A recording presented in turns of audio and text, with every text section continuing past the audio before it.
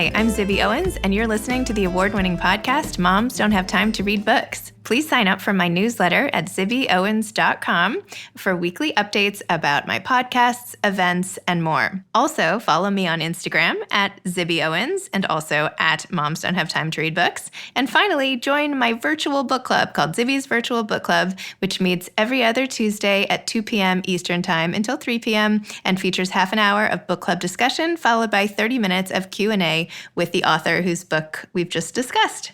You can sign up on my website, zibbyowens.com, under the Virtual Book Club section, or even on Instagram under the link in my bio. I hope you'll find me in all these different channels and enjoy this podcast.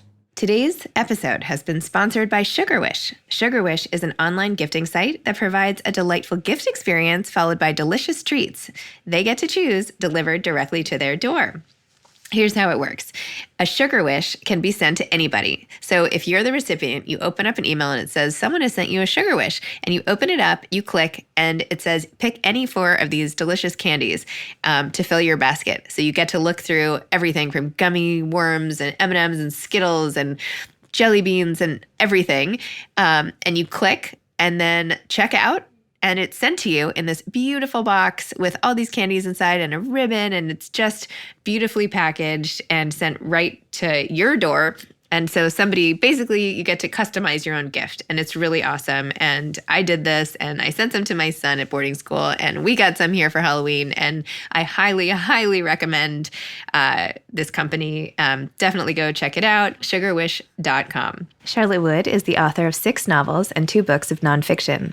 Her latest novel, The Weekend, won the 2020 Australian Book Industry Award for Literary Fiction and was shortlisted for the Stella Prize and the Australian Literature Society Gold Medal, among other awards. Her previous novel, The Natural Way of Things, won the 2016 Stella Prize, the 2016 Indie Book of the Year, and Novel of the Year, and was joint winner of the Prime Minister's Literary Award for Fiction. Her nonfiction works include The Writer's Room, a collection of interviews with authors about the creative process, and Love and Hunger, a book about cooking. Her features and essays have appeared in the New York Times, The Guardian, LitHub, the Sydney Morning Herald, and the Saturday Paper, among other publications.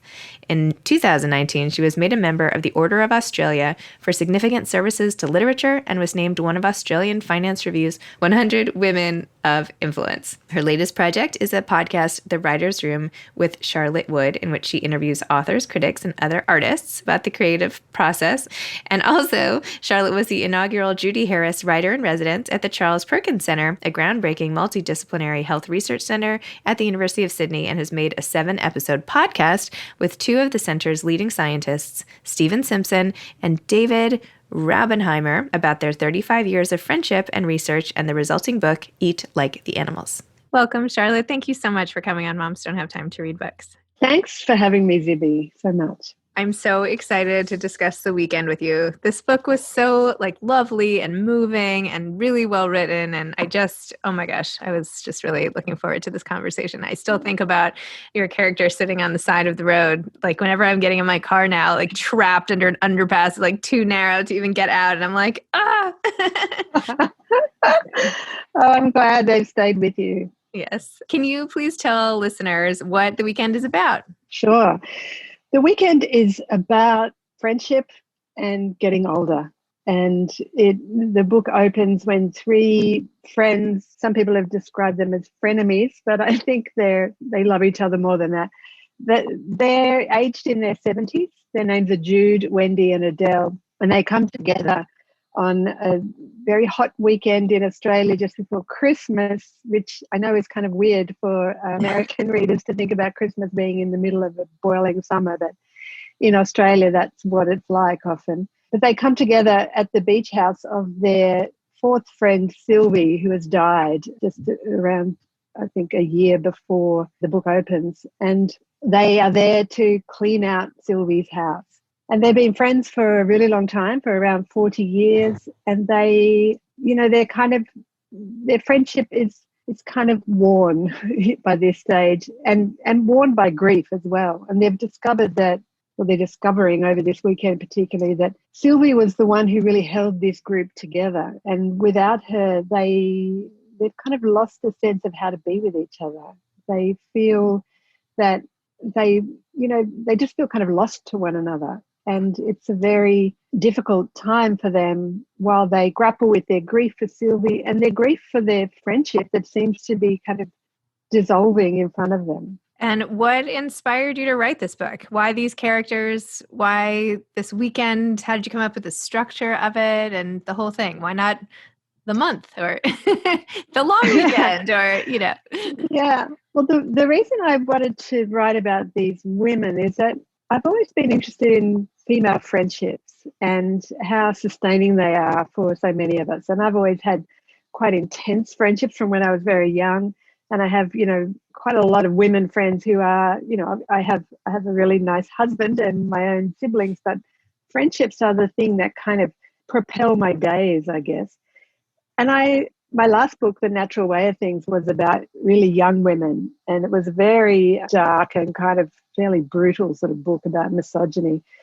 And I wanted to kind of release myself and my readers from the darkness of that book and sometimes I just sort of, the way to get away from a previous book is almost just to flip it and go to something opposite. So that was young women, this is older women. That book was set kind of in the middle of the desert in Australia. This book is at the beach on the coast. And it's a much lighter book, even though the story is about these women sort of having to face the fact that they are in the last, years of their lives, even if that's another 10 or 20 years, it's obviously the last phase of their life that they're heading into. And they haven't really thought about that properly. And that's one of the things that each of them is sort of grappling with. But one of the things I was interested in is how do long friendships sustain themselves or not?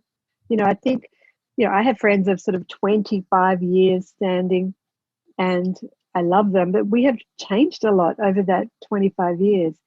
And sometimes I feel that old friendships, we can just sort of park them a bit. We can sort of set them in cement in some way. And I feel like we need to be able to have our old friendships move and change and live and be as rich as sometimes, when you meet a new person and you kind of fall in love as a friend with this person because they're kind of facing up with the contemporary you, whereas sometimes our old friends, and we all do it to each other, can think, well, no, I know who you are. You're the person that I met 20 years ago, 30 years ago.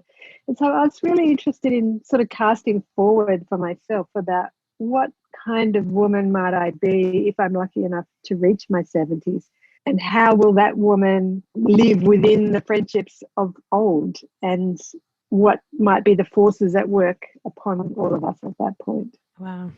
You had a great quote in the book. You wrote, "The 30s were the age you fell most dangerously in love," Adele had discovered after the fact, "not with a man or a woman, but with your friends." And you write, lovers back then came and went like the weather, but you said, no, it wasn't lovers, but friends, these courageous, shining people you pursued, romanced with dinners and gifts and weekends away. It was so long ago, 40 years. It's so true, because usually your life is somewhat set. Friends, I mean, obviously you can get divorced and remarried and whatever, but that's like one or two major changes in your life. But the friends are things they come in and out. I feel like so often at just the right times for what you need. Yeah, and for these women, they all met, as Adele says, in their 30s. All of them were quite powerful in their professional lives. And a lot of this book is about work, actually, and how women don't just identify with their family identity, they identify with their work. And I feel like in the ways that we think about older age in popular culture, in television and in books, often older women are just identified by their family roles, by their roles as mothers or grandmothers or whatever, or spouses. But often, the women who I know in their 70s are working or wish they were working. They've had very fulfilling professional lives. And these women in my book, Jude was a restaurateur. She ran the city's finest restaurants. She was one of those sort of very powerful women in the hospitality world. And everyone wanted a table at her restaurant, in the city in this book. Adele was a very well-known stage actress, and Wendy was a public intellectual and sort of globally known as a feminist academic and intellectual, and her books are still on university lists around the world. So they, and in their 30s was, you know, sort of the really blossoming time of their sort of cultural power. And that had this kind of blazing allure for all of them. And they came together through various means. And they were this kind of shining little crowd in their world. And now they're looking at each other going, oh man, I remember when you were so powerful. And now I feel that you're, you know, you might be hiding something, your health isn't great, or you are in a bit of denial about what's going on for you professionally. But they all kind of think of that about each other while not really facing their own, you know, doubts and little crises of confidence that they feel like they can't afford to look at some things that are creeping in at the edges of their vision. But this weekend together kind of forces them to look at those things. And actually, just going back to your earlier question about why a weekend, it's really helpful, I've found, in fiction to kind of bring in the boundaries of time and space to kind of create pressure on people. And for a book like this, it's about, you know, the kind of internal lives of women, where not a lot of dramatic things happen. I mean, it does build to a big crisis for them, but, you know, there are not world events crashing in on these women. So bringing those sort of edges of the setting in time and space in more tightly allows a sort of concentrated focus, and that it's kind of a crucible effect, I hope, you know, that the pressure just sort of builds. And part of that is the fact that they are just there kind of trapped together in this house for 3 days. And tell me about the writing of it. So you started out and you found the structure that would work for you and what would create the most pressure to exhibit all these wonderful things and goals that you had for the book. How was the writing process for you, and how did it differ from your first book? Where do you write right there, or how do you do it? I write here in my studio in Sydney. I also write at a house at the coast where this town that the town in the book is kind of modelled on. It's a couple of hours north of Sydney, and it's a kind of middle class people's holiday town, and that's where Sylvie's beach house is. I wrote it over a few years. So my previous book was the first one I had published in the States, but this is actually my 6th novel. A lot of books published in Australia before that. And I kind of start usually with a place. And this time as I said, I knew I wanted to be near the ocean for the kind of, I felt like I wanted light and air and weather kind of at my disposal, I guess, fictionally. And I knew it was going to be about friendship. So then I just sort of put them in this house together. For ages, Sylvie didn't exist. I just had these 3 friends, and I had them in this house. And I don't really plan my books at all, apart from this kind of setting, I guess. And were having these kind of fractious moments, and I needed to figure out, why are they there? You know, they could easily, if they are having such struggles with their friendship, why don't they just not go? And so then I finally hit on the idea of Sylvie. And actually, because fairly early on in the process of writing the book, a really lovely friend of mine died, became sick and died. And she was a writer, and her name was Georgia Blaine, and she was very, very loved in this country as a writer. And I was really kind of astonished by my grief for Georgia, the kind of ferocity of my grief. And she was my first friend who had died, and I was kind of like, I've been through grief before in my family, but this was really different. And I was kind of slightly, well, I felt really overwhelmed by the kind of primitive feelings of my grief, and the way that I felt like a child and felt so angry and so kind of jealous. And it was such a weird series of feelings that I needed to kind of work them out. And so then, and I knew that Georgia would kind of approve of this way of doing it, because she wrote very close to life herself, and that I could pour all my feelings about this sort of unmanageable grief into these women and their feelings for their friend Sylvie. And I guess when I said jealousy, it's that thing of sort of feeling that, I think early on in the book, Jude confesses sort of in her own head that she was just impatient at hearing about anybody else's death. It was sort of irrelevant. Sylvie was the one who had died. And she just couldn't tolerate anybody else, kind of whining about people dying. And she says, well, people die all the time. Of course they do. But Sylvie, this is different. And I think we all, on some level can feel that sense of ownership and protectiveness of this person, that they had a rich and beautiful individuality that shouldn't be just lumped in with anybody else's. And I actually think this is one of the saddest things about the pandemic that, and you've been through it more than anybody, that there is this sort of lumping all these people in together, and they are not like other people. So I channeled all that stuff into the story as well. And then, I just sort of observed as much as I could people around me, people I see in the street, thinking about my own friendships and how they may or may not change over the next, 20 years. And about how I used to think that as we grow older, we necessarily begin to know ourselves better and better.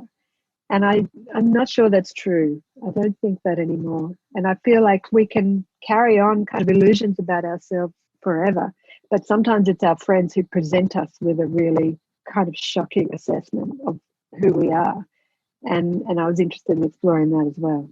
I'm so sorry about your friend. That's terrible. Thank you. Did it help? Did the pouring into the characters of all the emotion, did that actually work? I think it did. I think it did in a way that, it didn't go away. I still miss her. But I felt like I kind of honored her in some way, if that's in a way that she would understand, because she was a writer, a fiction writer. And also she was a very funny person. She was she had a very dark sense of humor. And I think that she, I like to think she would have liked this book.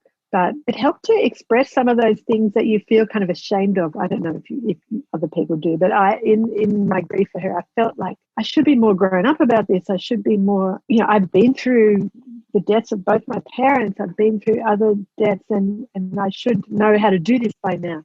But I was just kind of hammered by these very primitive kind of savage feelings. And I think, sometimes that's what literature is for, is to allow space for these kind of things that are unspeakable, that we feel like feelings we're not allowed to have, that literature is a place where we are allowed to have them.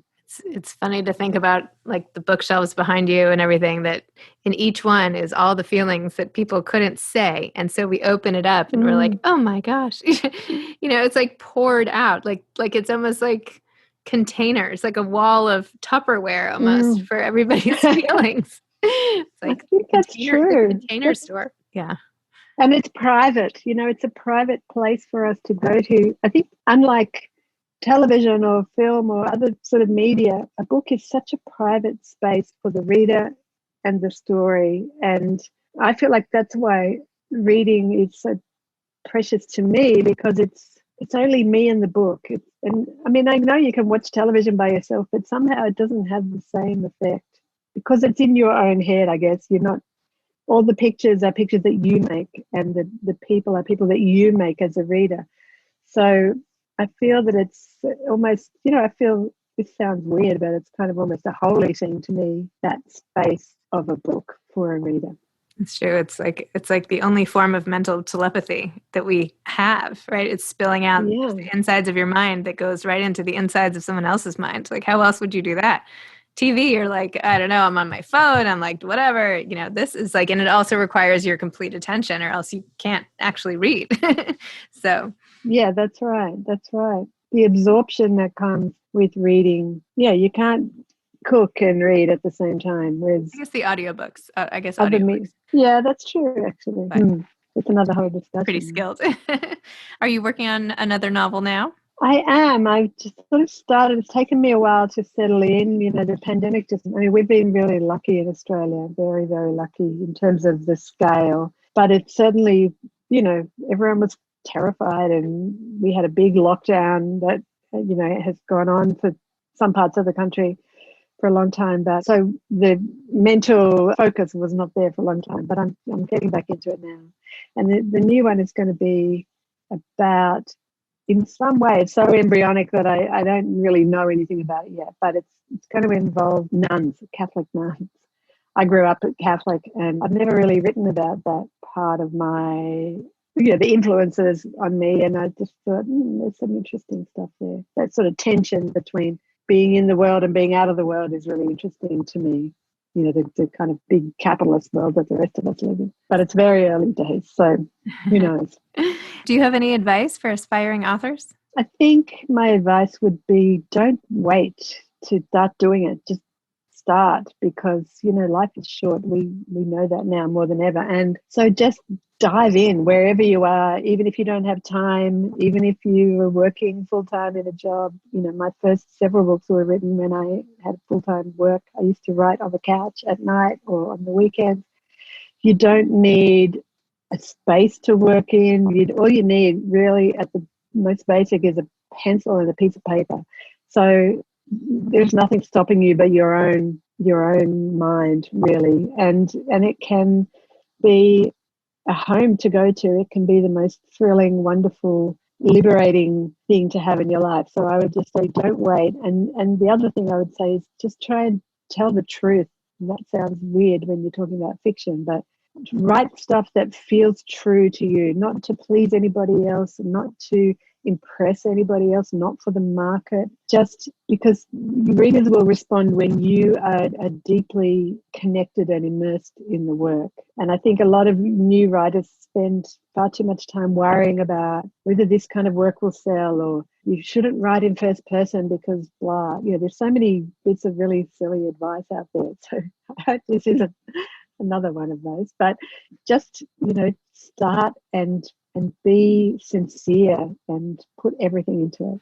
Well, thank you, Charlotte. Thank you for sharing your grief in this way that now comes and helps the rest of us. And thanks for your lovely, wonderful book and for introducing us to these characters. Thank you so much, Zibby, for having me. And I'd send lots of love to everyone in the States right now. Thank you so much. Thank you. And to Australia. We'll just send love to our entire nations. Why not? Ambassadors for the evening. Yeah. Thank you, Zibby. Thank you so much. All right. Bye-bye. Bye-bye. Thanks again to today's sponsor, Sugar Wish. Send a surprise Sugar Wish to somebody you love and check it out yourself, sugarwish.com. Thanks for listening to this episode of Moms Don't Have Time to Read Books. Don't forget to follow me on Instagram at Zibby Owens and at Moms Don't Have Time to Read Books. Also sign up for my newsletter at zibbyowens.com and sign up for my virtual book club and meet lots of authors on Zoom every other week. Thanks so much to Steve and Ryan at Texture Sound for the sound editing. And thank you to Morning Moon Productions for providing this fantastic intro and outro music.